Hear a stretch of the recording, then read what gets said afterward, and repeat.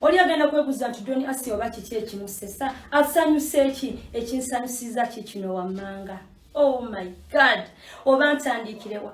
Naye nga njagala kutwala omukisa guno okwebaza owekitiibwa Generali muyite Jennifer Fulufiga. Mami, thank you so much.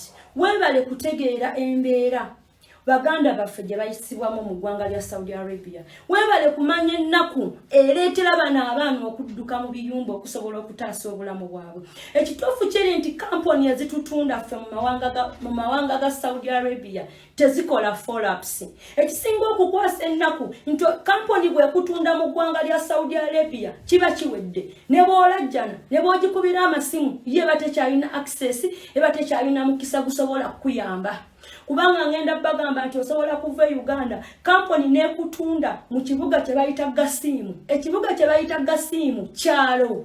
Ekibuga kye bayita Tabuku kyalo. N'obeera eyo ng'obeera mu nsozi, obeera mu nkima, oluusi Omuwarabu lwanyiize n'akukasuka n'osula wabweru mu ddungu ne yeerowooza ate n'akugamba okomewo mu nnyumba. Watyo Mukama Katonda yatukolera enteekateeka ne tusisinkana abantu abasobola okutuzibula amaaso nga naffe tusobola okwekolamu omulimu ne tutaasa baganda baffe ababonaabonera mu ggwanga lya Saudi Arabia. Kyaneewuunyisizza nnyo okubanga ate omukyala Jennifer Fulufiga asobola okumanya embeera zaffe ze tuyitamu okubonaabona kwe tubonaaboneramu mu ggwanga lya Saudi Arabia. Abaana bangi nnyo bafudde because of depression. Abaana bavudde ku bizimbe ne beekasuka wansi. Embeera gye bayisibwamu okutulugunyizibwa kwe batulugunyizibwamu ne kibaleetera okugamba nti kanveewo okutaasa obulamu bwange. Ebintu nga bino abantu nga bakaluvini Kayanja tebaggala bimanya simply because bo baakadeyideyi ba property masters abatunda abaana b'abantu mu ddungu nga tebamanyi na gye babeera. Mbadde muntu wa maanyi nnyo mu ggwanga lya Saudi Arabia ku lw'abana Uganda. Naye kino nkibasuubiza nga sikirumamu nti oba kufa nga kuyamba bana Uganda kye kigenda okunviirako okufa am ready. Kubanga abawalabu be mulumirirwa temubamanyi. Bana Uganda basajjamu abalina companies singa mumanyi omuwalabu kyeki. Temwandiyimiridde wansi ne mulimirira omwana adduka mu kiyumba okutaasa obulamu bwe.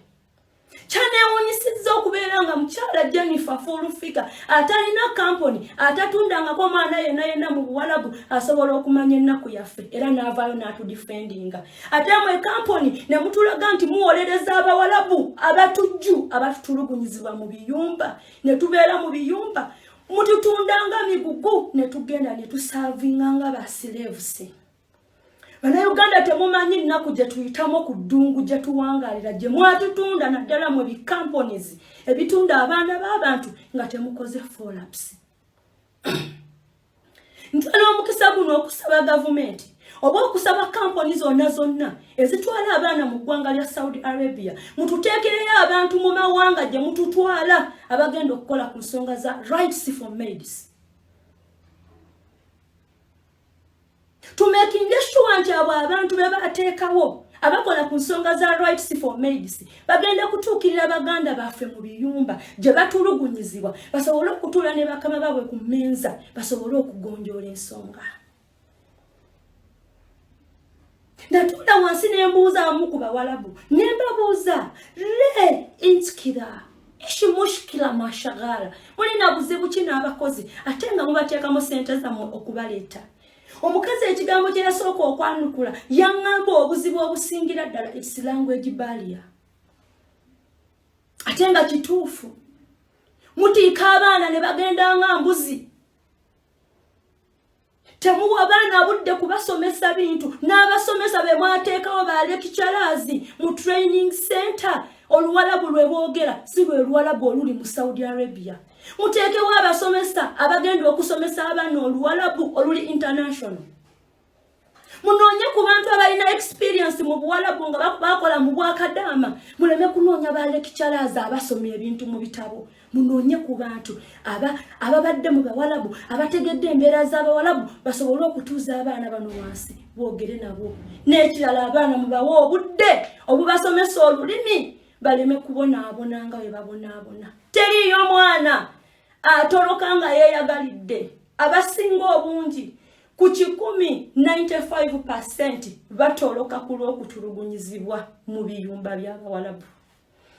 Bannayuganda okumanya mukwasa ennaku mwalumirirwa Abawalabu abatutulugunya ne mutalumirirwa ffe Bannayuganda. N'owulira nti omwana yatolose n'otandika okukolima kulw'okuba weguya Muwalabu nedda. Bambi tuli Baganda bammwe, tulina emisaayi, mutulumirirwe. Ennaku gye tuyitemu mu ggwanga lya Saudi Arabia yetuleetera okudduka mu biyumba okutaasa obulamu bwaffe.